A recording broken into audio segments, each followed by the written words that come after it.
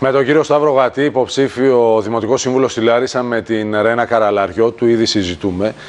Βλέπω να έχει βάλει στις προτεραιότητές της η κυρία Καραλαριώτου την ανάδειξη του θεάτρου και τη διασύνδεσή του με την τουριστική ανάπτυξη. Λέει πως είναι κρίμα να διέρχεται ο επιβάτης μιας κουραζιέρας από το λιμάνι του Βόλου, να περνάει ξόφαλτσα από τη Λάρισα για να δει τα μετέωρα και να μην κάνει μια στάση να δει το θέατρο.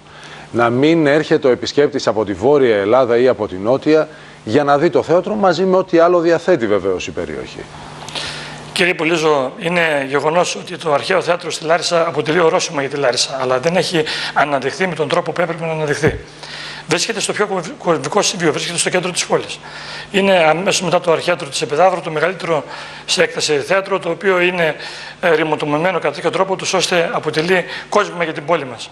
Το μισό και πλέον από αυτό είναι ακόμη, δεν έχει εμφανιστεί, δεν έχει αναδειχθεί. Οι προτεραιότητες της Δημάρχου για το θέατρο είναι πρωταρχικές. Αντικειμενικός σκοπός είναι να αναδείξει το θέατρο, να αναδείξει την πόλη μας, να την κάνει πολιτισμική. Ο πολιτισμός, όπου υπάρχει πολιτισμός, υπάρχει και ανάπτυξη, υπάρχει και οικονομία, υπάρχει και μεγάλη ανάπτυξη στον χώρο και στην τοπική κοινωνία. Το εισπράττει αυτό η τοπική κοινωνία. Άρα λοιπόν θα πρέπει το αρχαίο θέατρο να αναδειχθεί σε κάθε περίπτωση, να συνδεθεί με άλλους χώρους οι οποίοι περιβάλλουν το θέατρο, όπως είναι ο λόφος πάνω της Λάρισσας, ο λόφος του Φρουρίου, ένα ιστορικό μέρος στο οποίο έχουν περάσει πολλοί άνθρωποι και το γνωρίζουν αυτό στη Λάρισα. Η κεντρική πλατεία, η οποία, όπως έχουν πει, γεμίζει όταν έχουμε εκλογές και αναδεικνύει πρωθυπουργούς, αλλά εν προκειμένου στη δικιά μας τη μεγαλειώτη συγκέντρωση που έκανε η κυρία Ρένα, ανέδειξε δήμαρχο και μάλιστα γυναίκα δήμαρχο μετά το Παρίσι, δεν είναι η πρώτη γυναίκα δήμαρχο στη Λάρισα, τη δικιά μας την πόλη. Να τη συνδέσουμε με την παραποτάμια ζώνη του Ποινιού ποταμού, ένα εξαιρετικό ποτάμι το οποίο πρέπει να ρίξουμε μεγάλη βαρύτητα σε αυτό, να το αναπτύξουμε. Ήδη έχουν γίνει πολλά έργα, δεν μπορούμε να είμαστε μηδενιστές όπως λέει η κυρία Δήμαρχος, πλην όμως το να μπορέσουμε να αξιοποιήσουμε περισσότερο αυτό το χώρο με τέτοια προοπτική, ούτως ώστε να μην διαταράξουμε και την φυσιογνωμία του ποταμού, θα αποτελέσει κεντρικό στόχο του συνδυασμού μας. Ένα συνδυασμό, όπως σας είχα πει πριν λίγο, ο οποίος αποτελείται από ανθρώπους οι οποίοι γνωρίζουν το θέμα.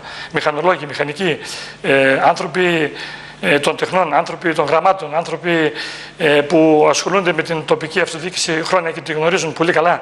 Άνθρωποι από το χώρο του δικό μας, τον στρατιωτικό χώρο, όπου είμαστε ειδικοί στα θέματα της διοίκησης και της τεχνογνωσίας. Θα μπορέσουμε λοιπόν να στηρίξουμε αυτή την προσπάθεια. Τι λέει το βαρόμετρό σας? Κυκλοφορείτε, είστε κομμάτι της κοινωνίας, πολύ ενεργό και με καλά τεντωμένες εις κεραίες.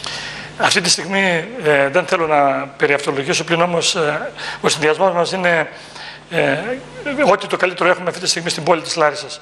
Είμαστε στα φαβορί. Πιστεύω ότι θα μας αναδείξουν οι πολίτες την πρώτη δύναμη στην εκλογή που θα γίνει την Κυριακή. Πιστεύω ότι δεν υφαρπάζουμε την νοημοσύνη κανενός, παρά μόνο τη ζητάμε, ούτε καν την ζητιανεύουμε. Θέλουμε την εμπιστοσύνη τους, τη ζητάμε, τη θέλουμε, θα την τιμήσουμε αυτή την εμπιστοσύνη.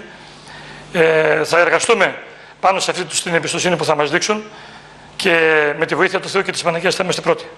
Λοιπόν, θέλω να πω κάτι.